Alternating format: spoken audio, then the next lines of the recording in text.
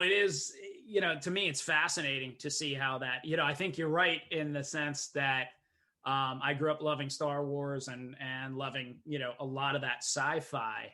But you're right, Japan and anime, manga, like you said, manga. Yeah. By the way, I think I just found out the books were called manga. By the way, like really recently, I had no idea. If you want to be a purist about it, yeah, that's the manga. I show my poserness in that in status.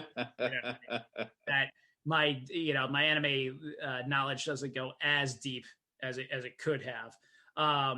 But it is, I think it is very interesting how it brought that to the fore and how it brings us out and brings it out to a wider audience, right? And the fact that we can not only sit together and have a podcast about pop culture and its influence on us and what it does to society today, but that, that people will know about it to some degree or another, whether they realize it or not. Right. Well, I mean, that's why I had to throw in something about it, because, we can focus a lot about, the cultural influence, but it's important to point out it was actually good. It was actually better than a lot of the American animation that was coming out at the time. I mean, you look at a, basic action scene from He-Man, and you look at a basic action scene from Voltron, which would you rather watch? Well, the funny thing is they were from the same animators. Yeah, but still, which animation, like which action scene would you really want to watch? I mean, I'm with you, but they came from basically the same animators, the same production style. The only difference was one was a little bit sooner than the other. So you can argue they improved their ability and their storytelling as they went along, but it was basically the same people. Well, the thing was with He-Man, they used an animation style that was intentionally shitty. They brought out, and you probably noticed it even when you were a kid, that, like certain things, He-Man does that every single time the exact same way. It's because they're the same stills. Of course. Well, it's the same thing with like the first season. If you really watch the first season of Transformers, you're not going to see that much different. I mean, when Optimus Prime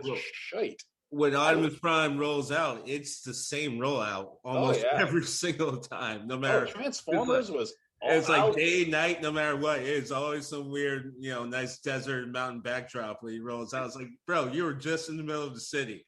I grew up on Transformers, and I will say the animation, shit.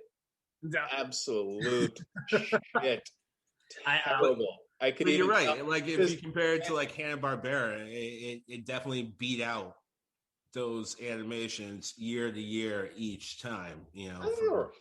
I think they were all pretty bad. Everyone remembers, literally, there was one episode of Transformers in season 3 called Call of the Primitives, where they actually used good animation.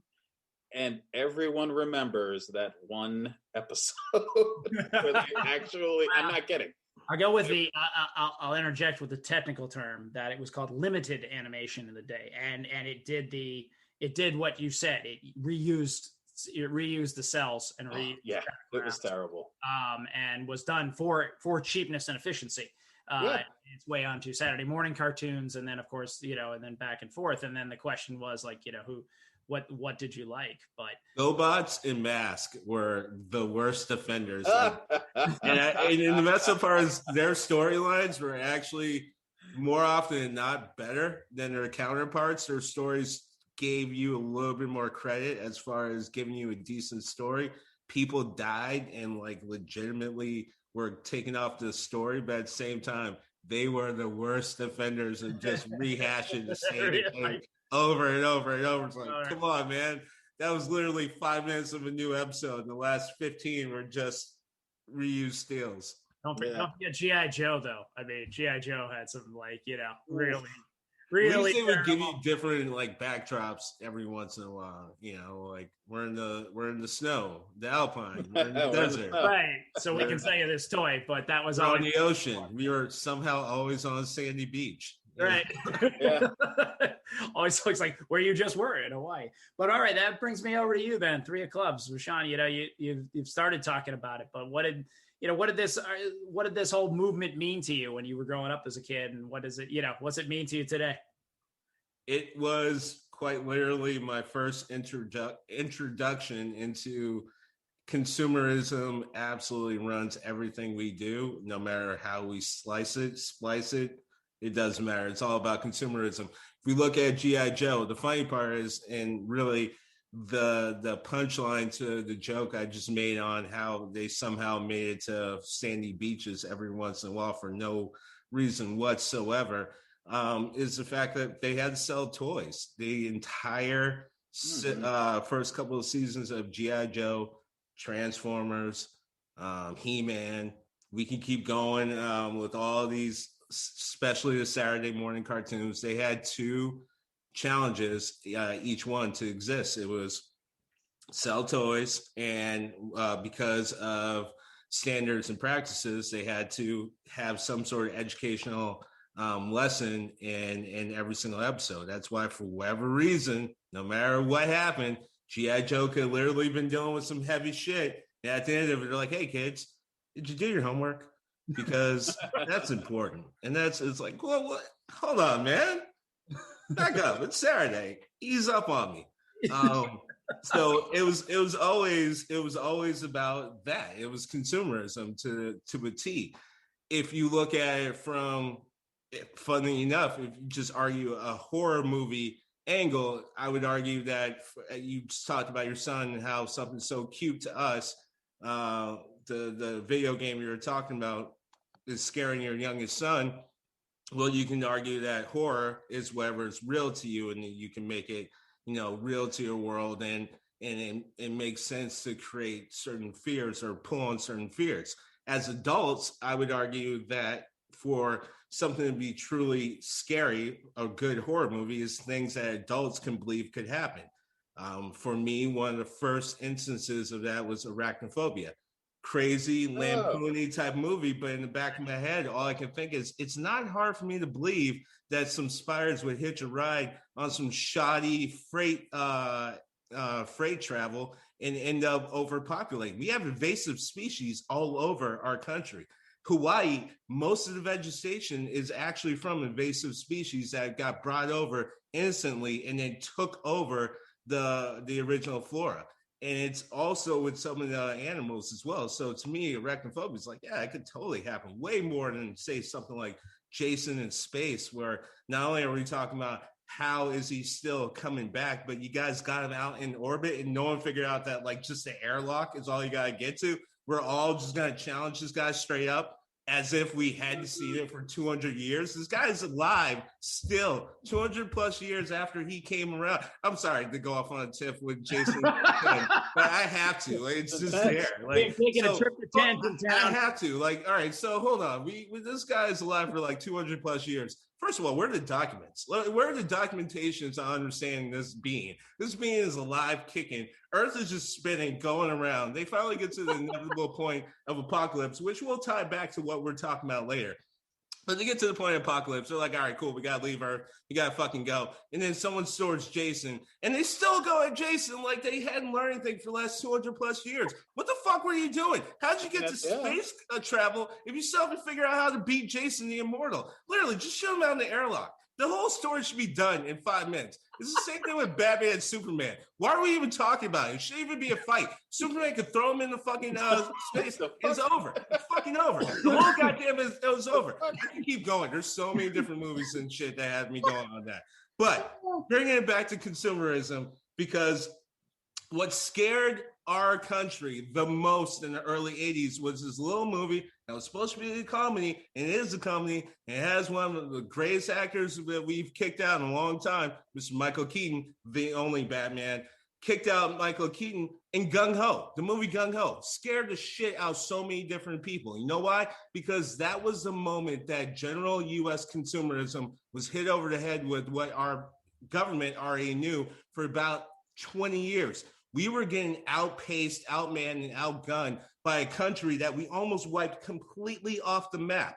Their production and manufacturing ability in Japan completely had to be remapped, completely had to be refigured out. they had to get creative in so many different ways. They didn't have not only the resources that we had in surplus and that we utilized completely to become the manufacturing leading power in the industrial world, going out of World War I, which shouldn't have happened. Think about it. We just were in a massive worldwide giant war. We come out of it, and within 10 years, we have positioned ourselves to be the global leader in manufacturing and economy. We also were 20 years away from a devastating economic blow known as the Great Depression.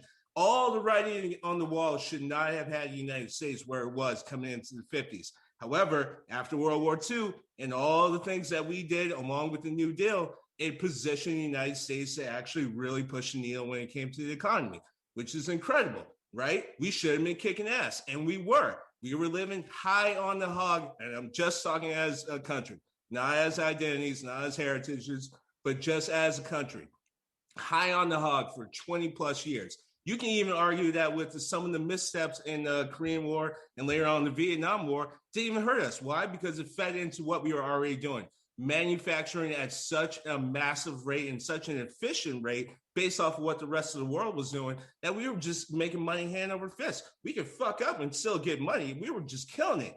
Except for all of a sudden coming into the 70s, next year, we started hearing about something called the Toyota production system, which was mind-blowing because, like, what the fuck is this? These guys, they're still in huts. We bombed these guys off the fucking face of the map. China, maybe we'll worry about because they're big, but Japan, nah, fuck these guys.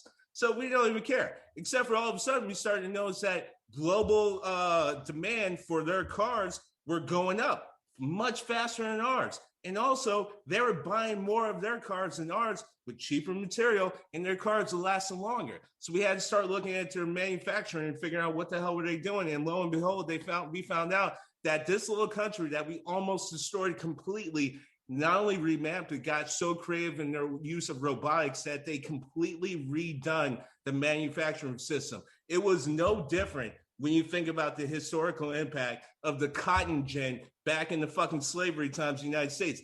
The irony of the United States getting caught off guard with some shit like that is so, to a black man, I just love it. But the point being is they just got caught completely with their pants around their ankles, and they were having a good time while Japan was doing work. Why is this all important? Because when you actually start looking at a lot of the cartoons that Japan was able to get to the Western side of the world because of consumerism, because we had a massive amount of people who had so much leisure time that was completely out of whack with the rest of the global economy that we had to consume. And Japan knew that. So what did they do? They kicked out all these different things that not only sold toys, but sold videos, sold advertising dollars, sold all these different things. And also they're getting jabs in. They're basically like, hey, guess what? If the world fucking stops because of, I don't know, an apocalyptic nuclear holocaust, who could have known about that? Maybe the country that's still testing on their own country. By the way, we were still dropping bombs within the United States to test within about 20 years ago. So it's not exactly like Japan was off. But they're like, hey, we might lead the way, or this supposed new Japan, new Tokyo, new New York. They always toss in the new, but we always knew it was Japan. They would always basically have like some white character be the main lead, but for real, they would have like Japanese names. They would always push that. And funny enough, to Josh's point about how even in their culture, based off of a lot of different things that they had to do, mainly because of, having 2 nuclear bombs dropped on them, they had to remap a lot of different ways of how they went about things. One thing I definitely would point out to Josh's point is that they definitely did give people a lot more credit and gave them a lot more respect when it came to understanding stories. Because one of my favorite cartoons of all time is Robotech. There's nudity in it. There's also the primary lead, the primary protagonist is, I would argue, a Latino man. There's interracial marriage. Not even like a bullshit side, interracial, from 2 people that are in position of power. There's actually gay love interest in it. They completely blow any sort of progressive idea. And this was back in the late 70s, early 80s when they came out with it. Robotech was, and then when you get into like their technology and how they're used, their robots easily showed up in form with things like Gundam Wing, You can just keep moving in that direction. Hairstyles, that funky, weird sort of blah, blah, blah. That came from my man Keith Hunter. So